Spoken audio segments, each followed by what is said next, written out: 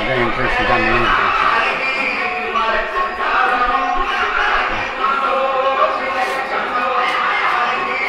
பரவாயில்ல, அதுக்குள்ளே வாசத்தில் வச்சு கோலம் போட்டு செம்ம ஆக்டிவ். ஒரு மேட் போட்டு வச்சா நல்லாயிருக்கும். நாங்கள்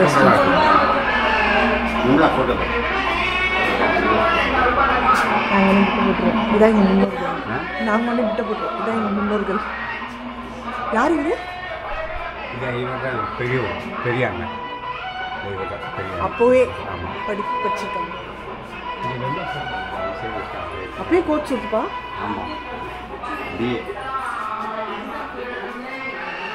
அந்த காலத்து அந்த சித்தப்பா போட்டோ இல்லை அப்படியா?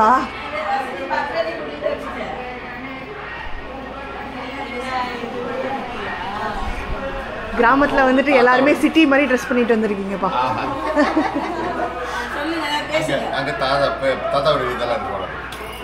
வராங்க.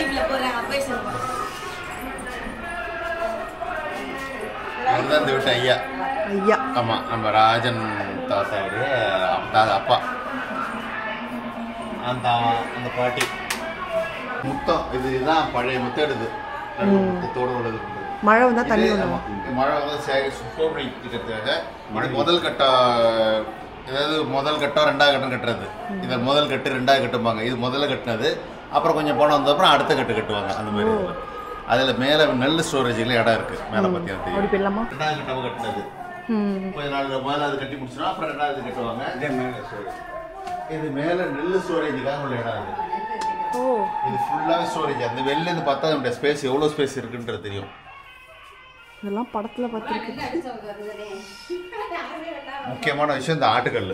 இந்த ஆட்டுக்கல்லாம் ஆட்டினாங்க, அதனால தான் ஆள் உள்ளே இருந்தாங்க. இப்போ கிரைண்டர் ஆள்லாம் முன்னாடி கிரைண்டரே மிக்ஸி எப்படி வைக்கிறாங்களோ அப்போ பொண்ணுக்கு வந்து அந்த ஆட்டுக்கல்லும் அம்மிக்கல். என்னது கீழே கொஞ்சம் காத்து மச்சுக்கு காத்து போறதுக்காக அப்படி விடுற கேப். ஓ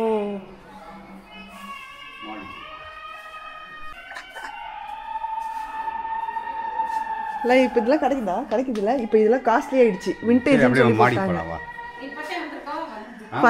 ஃபர்ஸ்ட் டைம் வரேன்.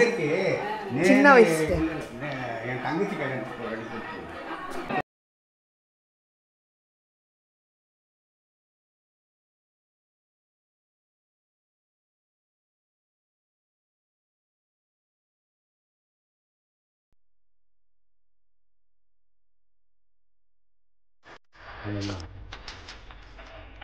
இதான் முற்றம். இங்கேயும் பாருங்க, வெயில் வரக்கூடாது டைல்ஸ்லாம் போட்டு வச்சிருக்காங்க.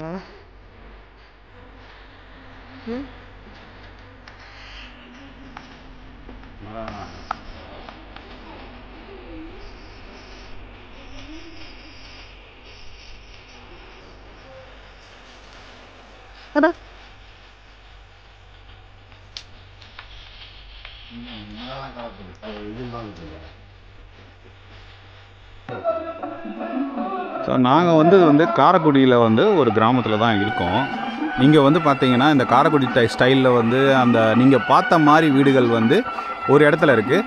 பட் ஒரு சில இடத்துல இன்னும் பழைய டைப் கிராமத்து வீடு மாதிரி தான் இருக்குது. ஸோ அதில் இது ஒரு வீடு, இது எங்கள் ரிலேஷன் வீடு தான். ஸோ இந்த வீட்டில் பார்த்தீங்கன்னா இங்கே பேஸ் தெரிந்து பார்த்தீங்களா, இது கருங்கல். இதுக்கு மேலே தான் கட்டியிருக்காங்க. இது ஒன்லி சுண்ணாம்பு வெல்லம் வச்சு கட்டியிருக்காங்களாம். என்னங்க? ஆ சாந்து மாதிரிங்களா?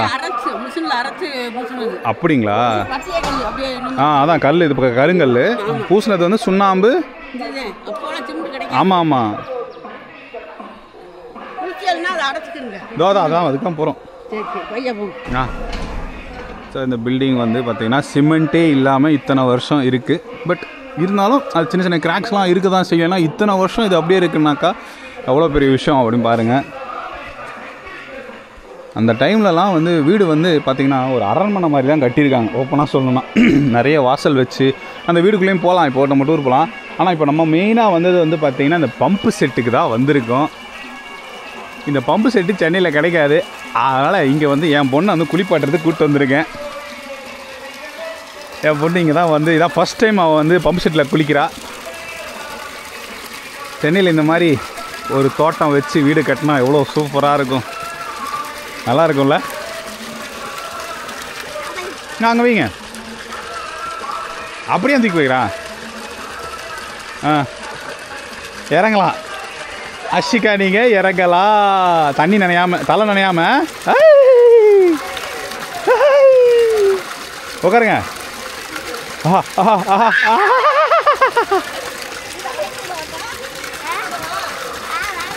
எதுங்க அப்படிங்களா? ஆஹா, போச்சு. அஷிகாவுக்கு ஸ்விம்மிங் பூல் ரெடி பண்ணிட்டாங்க. என்ஜாய் பண்ணு, ஜாலியா. தண்ணி வச்சு அடைச்சாச்சு, போச்சு போ. ஜாலியாக இருக்கா? குளிங்க.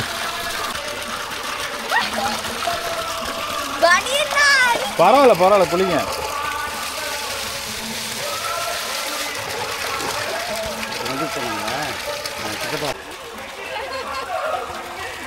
இப்போ நாம எங்கே வந்திருக்கோம்னு பார்த்தீங்களா?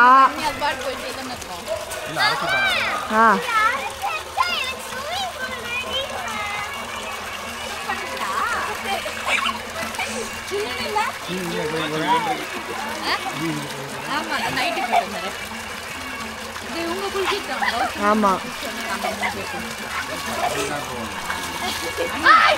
அந்த தொட்டி இன்னும் நல்லா இருக்கும்லப்பா, பெருசாக இருக்குது.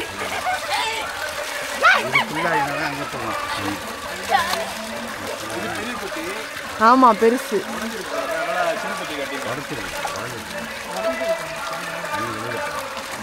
கீழே பிளாக் வச்சு தண்ணி ஓவர்ஃப்ளோ ஆனாலும் அதுக்கு ஒரு இது அழகாக வச்சுருக்காங்க, தண்ணி வெளியே போட்டு. நல்லா இருக்குல்ல?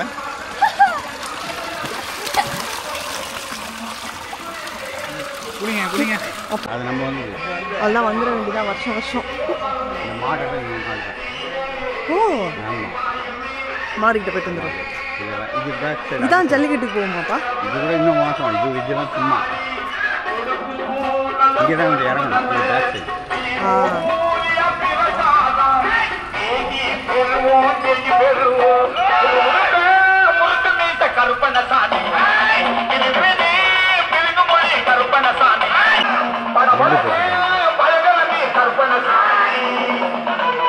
மரத்தை வச்சுட்டாங்க. லாஸ்ட் நிறைய மரம் இருக்குது, கொய்யா மரம்லாம் இருக்குது.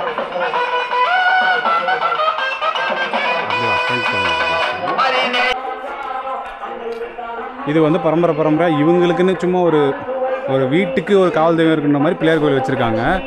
ஸோ பிள்ளையார் கோயில் வந்து இவங்களே கட்டியிருக்காங்க. எல்லா அண்ணன் தம்பிங்க பங்காளிங்கெலாம் ஒன்றா சேர்ந்து கட்டியிருக்காங்க.